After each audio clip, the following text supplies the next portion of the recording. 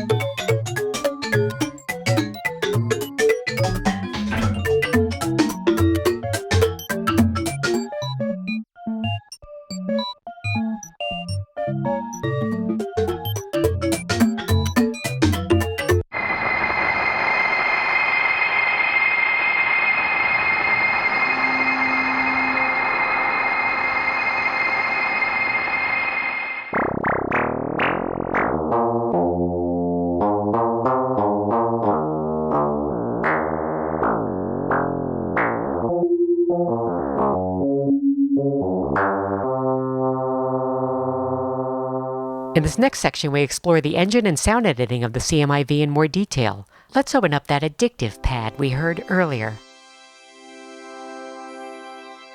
Alright, if we double-click on the screen, we can open up the advanced editor. We can see here that a preset is made up of up to 10 voices. We have 3 in action right now.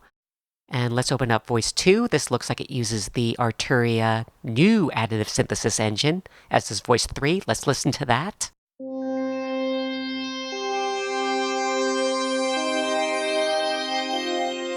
That's kind of cool to watch, but let's go back to voice 1 now, which is using the sample engine. Let's solo it out so we can hear it in isolation and then start editing.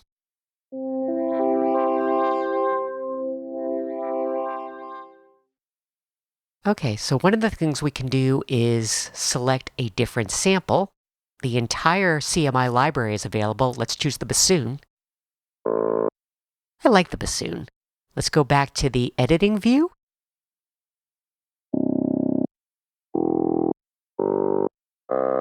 Okay, so we can turn on looping now.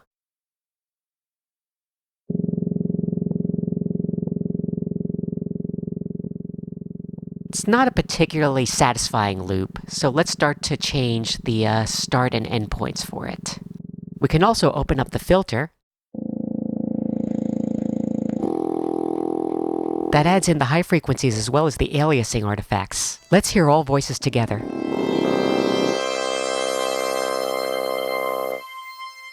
Let's use the tuning to shift the bassoon up a couple octaves to get it blending better.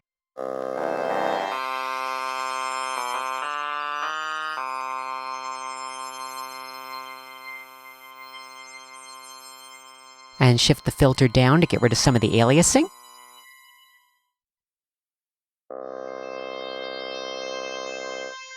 Okay, let's take a look at voice 2 now, which is one of the additive synthesis voices. We have a display with all the 32 partials, although unlike the synclavier, we can't manipulate them directly.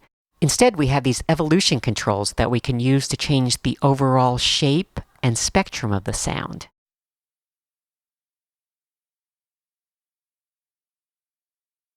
Okay, let's hear what that sounds like.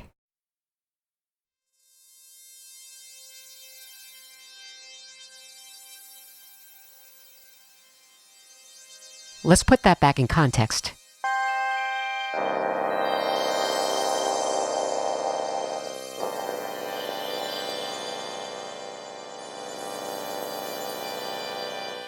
Okay, so you probably saw and heard that the spectrum of the sound changes over time. This is accomplished using functions on the Function tab. These are generalizations of envelopes.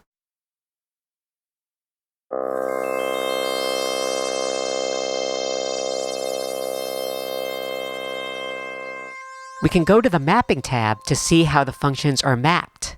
At this point, we can see that it uses functions 1 and 2, and they are mapped to various evolution parameters.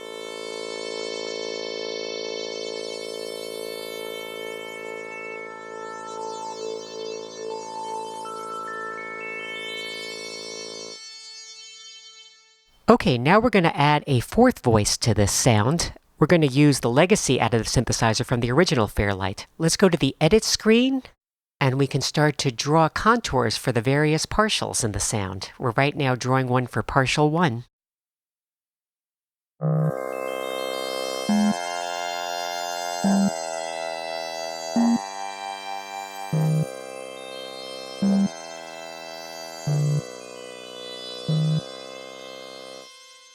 Okay, let's go to partial 3 and do the same.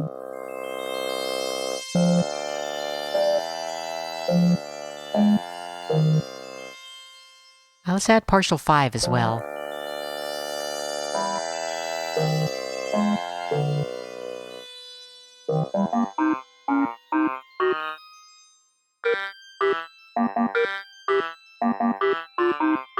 Now we have a rich inharmonic sound, but we can make it even richer by changing the wavetable for the partials.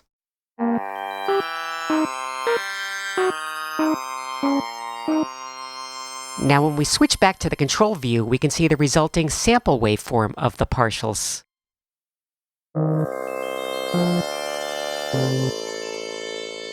Let's bring the filter down a bit And let's start to add some loop points.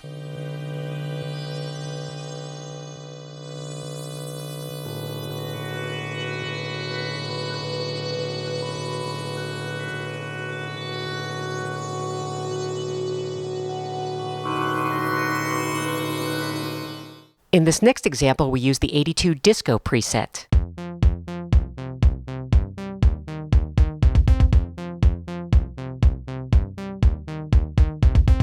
That one's fun, and it is very 80s. Okay, we're now going to go to the sequencer page, which reimagines page R from the original Fairlight. You can see that it has tracks for each of the voices that have different time positions and pitches.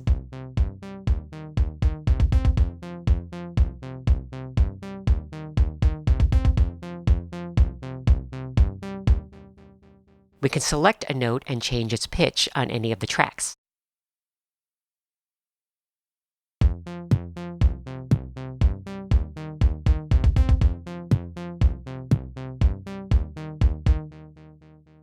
Okay, let's go back to the main view, and we're going to add a third voice here. Let's use the time-varying legacy additive synthesizer again. Let's quickly put this together and see what we get. And I'll start to add some notes on its sequencer track.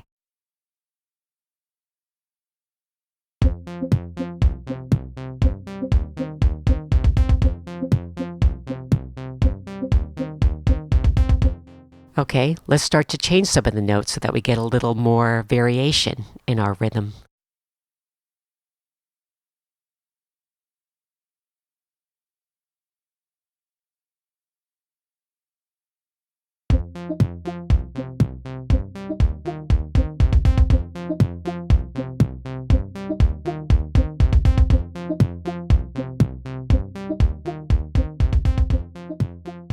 Okay, let's go back to the control view, and we can add in some looping and have some fun playing with the loop points to get some interesting effects.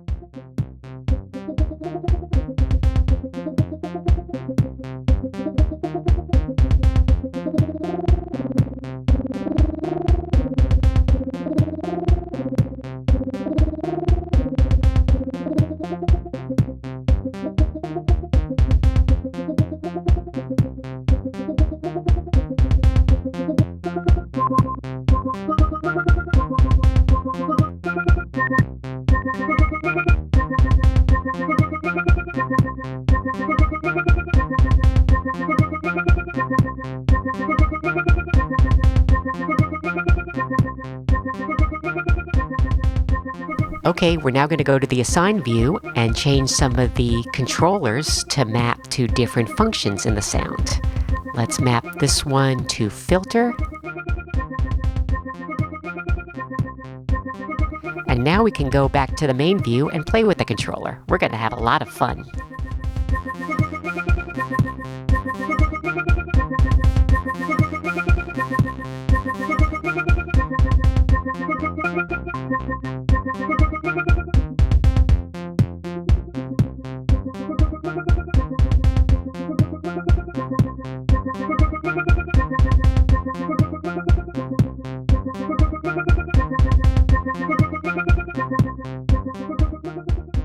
We hope you enjoyed this demo. To find out more about the Arturia CMI V, please visit arturia.com and check out the description below this video.